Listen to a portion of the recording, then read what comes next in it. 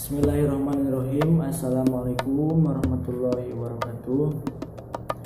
Alhamdulillahirrabbilalamin. Wabihi nasta'in wa ala umuri dunya waddin. Wassalatu wassalamu ala asrofil anbiya'i wal mursalin wa ala alihi wa sahbihi ajmain. Amma ba'du. Pertama-tama mari kita panjatkan kepada Allah Subhanahu wa taala yang mana atas karunia-Nya kita bisa masih diberikan kesehatan, keamanan, dan diberikan keikhlasan dalam mengerjakan muamalah sehari-hari. Tidak lupa sholawat berbingkiskan salam. Mari kita panjatkan kepada Nabi akhir zaman yang dimana setelah beliau tidak akan ada lagi nabi, yaitu Nabi Agung Nabi Muhammad SAW. Tidak lupa kepada keluarganya, kepada sahabatnya, kepada tabi'in dan tabi'atnya, sampai kepada kita semua selaku umatnya. Mudah-mudahan mendapatkan syafaat darinya kelak di yaumil jaza. Amin ya Allah ya rabbal alamin. Saya hormati Bapak dosen fikih ibadah. Tidak lupa kepada rekan-rekan saya AS 1A. Mudah-mudahan diberikan kesehatan, amin ya Allah ya rabbal alamin, dan diberikan kemudahan dalam mencari ilmu di Institut Agama Islam Darussalam. Selanjutnya saya di sini akan membuat satu video presentasi yang dimana tugas ini menjadi salah satu syarat mengikuti UAS semester 1. Langsung saja tanpa basa-basi, saya di sini akan mengangkat sebuah judul, yaitu tentang nikah. Pengertian nikah. Nikah menurut bahasa berasal dari kata nakaha yankihu nikahan, yang berarti kawin. Dalam istilah nikah berarti ikatan suami istri yang sah, yang menimbulkan akibat hukum dan hak serta kewajiban bagi suami istri. Sedangkan menurut istilah para ulama berbeda pendapat dalam memberikan pengertian nikah. Di antaranya, satu, menurut Abu Jahra dalam kitab Al-Ahwal Asy-Syasyiyah mendefinisikan nikah adalah suatu akad yang menghalalkan hubungan kelamin antara pria dan wanita yang saling mencintai, saling membantu, yang saling masing-masing mempunyai hak dan kewajiban yang harus dipenuhi. Sementara menurut Profesor Dr. Anas Hajairin mendefinisikan bahwa inti dari perkawinan adalah hubungan seksual. Menurut beliau tidak ada kecuali akad nikah atau perkawinan.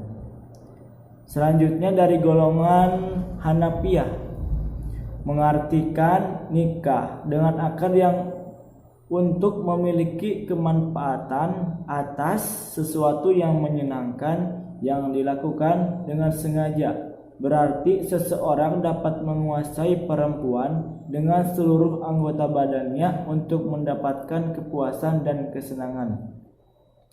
Selanjutnya ada golongan Malikiyah. Pernikahan diartikan dengan akad yang mengandung sesuatu yang berarti mut'ah, atau untuk mencapai kepuasan dengan tidak diwajibkan adanya harga.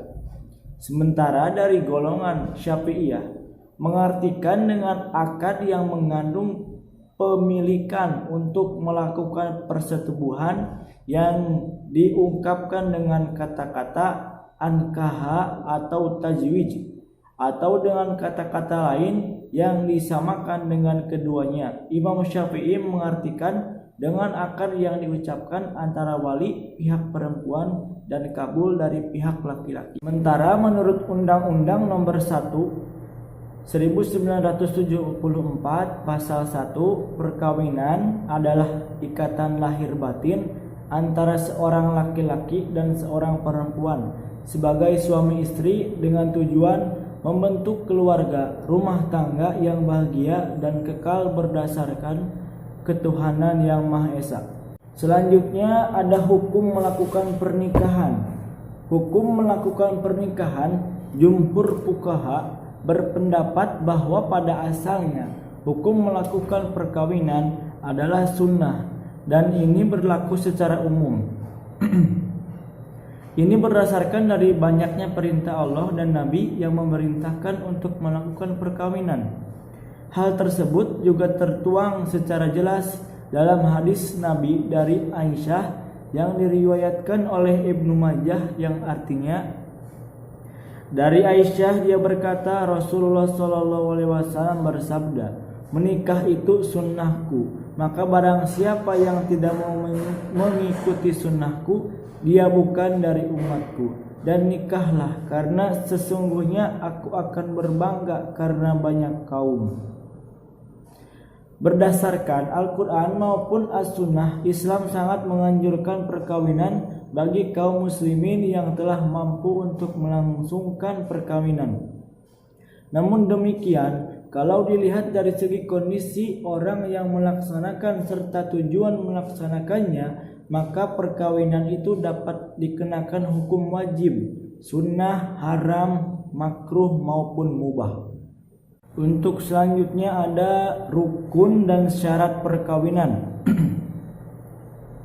Rukun dan syarat menentukan suatu perbuatan hukum, terutama yang menyangkut dengan sah atau tidaknya perbuatan tersebut dari segi hukum.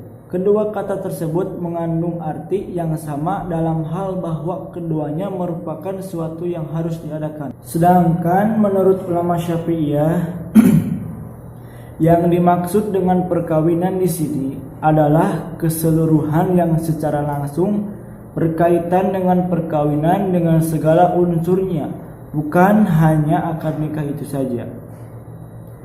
Berdasarkan pendapat ini, rukun perkawinan secara lengkap seperti halnya ini: 1. Calon mempelai laki-laki, 2. Calon mempelai perempuan, 3. Wali dari pempelai perempuan yang akan mengadakan perkawinan, 4. 2 orang saksi, 5. Ijab yang dilakukan oleh wali dan qabul yang dilakukan oleh suami. Sedangkan mahar yang harus ada dalam setiap perkawinan tidak termasuk ke dalam rukun, karena mahar tersebut tidak mesti disebut dalam akad perkawinan dan tidak mesti diserahkan pada waktu akad itu berlangsung. Adapun syarat-syarat perkawinan ialah 1. Syarat-syarat akad. Ulama sepakat menempatkan ijab dan qabul sebagai rukun perkawinan. A. Akad harus dimulai dengan ijab dan dilanjutkan dengan qabul. Ijab adalah penyerahan dari pihak perempuan kepada pihak laki-laki, seperti ucapan wali pengantin perempuan. Contoh, saya nikahkan anak saya yang bernama si A kepadamu dengan mahar sebuah kitab Al-Quran. Qabul adalah penerimaan dari pihak laki-laki, seperti ucapan mempelai laki-laki. Saya terima menikahi anak bapak yang bernama si A dengan mahar sebuah kitab Al-Quran. B. Materi dari ijab dan qabul tidak boleh berbeda, seperti nama si perempuan secara lengkap dan bentuk mahar yang disebutkan. C. Ijab dan qabul harus diucapkan secara bersambungan tanpa terputus walaupun sesaat. Ulama Malikiyah memperbolehkan terlambatnya ucapan qabul dari ucapan ijab bila keterlambatan itu hanya dalam waktu yang pendek. D. Ijab dan qabul tidak boleh dengan menggunakan ungkapan yang bersifat membatasi masa berlangsungnya perkawinan, karena perkawinan itu ditunjukkan untuk selama hidup. Ijab dan qabul mesti menggunakan lafaz yang jelas dan terus terang. Tidak boleh menggunakan ucapan sindiran, karena untuk penggunaan lafaz sindiran itu diperkuat niat, sedangkan saksi yang harus dalam perkawinan itu tidak akan dapat mengetahui apa yang diniatkan seseorang. Adapun yang kedua, syarat calon mempelai laki-laki dan mempelai perempuan. Keduanya jelas identitasnya dan dapat dibedakan dengan yang lainnya, baik menyangkut nama, jenis kelamin, keberadaan, dan hal lain yang berkenan dengan dirinya. Selanjutnya, keduanya sama-sama beragama Islam. Antara keduanya tidak berlarangan melangsungkan perkawinan. Antaranya keduanya tidak terlarang melangsungkan perkawinan. Kedua belah pihak telah setuju untuk kawin dan setuju pula dengan pihak yang akan mengawininya. Keduanya telah mencapai usia yang layak untuk melangsungkan perkawinan. Sementara yang ketiga, syarat-syarat wali. Syarat-syarat wali adalah telah dewasa dan berakal sehat, dalam arti anak kecil atau orang gila tidak berhak menjadi wali. Laki-laki tidak boleh perempuan menjadi wali.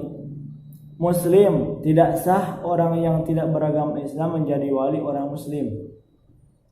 Orang merdeka, tidak berada dalam pengampuan, berpikiran baik, adil dalam arti tidak pernah terlibat dengan dosa besar dan tidak sering terlibat dengan dosa kecil, serta tetap memelihara muruan atau sopan santun. Tidak sedang melakukan ihram atau haji atau umroh. Yang selanjutnya 4, syarat-syarat saksi. Di antaranya saksi berjumlah paling kurang 2 orang. Kedua saksi itu beragama Islam, kedua saksi itu adalah orang merdeka, kedua saksi itu bersifat adil, kedua saksi itu dapat mendengar dan melihat. Yang kelima, syarat-syarat mahar. Jelas dan tidak diketahui bentuk sifatnya. Barang itu miliknya sendiri secara kepemilikan penuh, dalam arti dimiliki zatnya dan dimiliki pula manfaatnya. Barang itu sesuai yang memenuhi syarat untuk diperjualbelikan, dalam arti barang yang tidak boleh diperjualbelikan, tidak boleh dijadikan mahar seperti minuman keras, daging babi, dan bangkai. Dapat diserahkan pada waktu akad atau pada waktu dijanjikan, dalam arti barang tersebut sudah berada di tangannya pada waktu diperlukan. Barang yang tidak dapat diserahkan pada waktunya tidak dapat dijadikan mahar, seperti burung yang terbang di udara. Mungkin cukup sekian yang dapat saya sampaikan. Mohon maaf apabila dalam penyampaian terdapat kesalahan-kesalahan kata, mohon dimaafkan. Dapat ditarik kesimpulan bahwasanya nikah itu menurut bahasa berasal dari kata nakaha yankihu, nikahan yang berarti kawin. Yang lebih jelasnya nanti dalam makalah. Mohon maaf. Kundur makila walatan durman kola.